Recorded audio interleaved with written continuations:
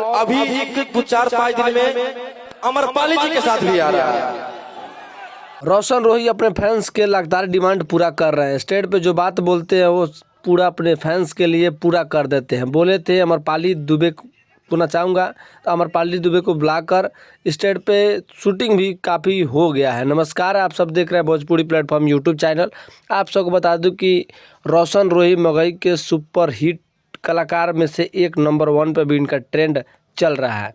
और आप सबको बता दूं कि जो अपने फैंस के बीच में जो रोशन रोही बोलते हैं वही अपना डिमांड करते हैं। काफ़ी सोशल मीडिया पे वायरल हो रहा है अमरपाली जी के साथ में। तो क्या इसका सच्चाई है, आप सबको बता दूं कि यह रियल है। कि आप सबको बता दूं कि बहुत बड़ा धमाका होने वाला है भोजपुरी इंडस्ट्री में। अमरपाली दुबे सबसे महंगे हीरोइन है, उनके साथ में रोशन रोही का कोलैबोरेशन हो चुका है इंस्टा से। तो लग रहा है कि इस बार होने वाला है बड़ा तांडव। तो आप सब भी रोशन रोही के फ़ैन हैं तो एक बार वीडियो को शेयर करके कमेंट में रोशन रोही लिखिएगा।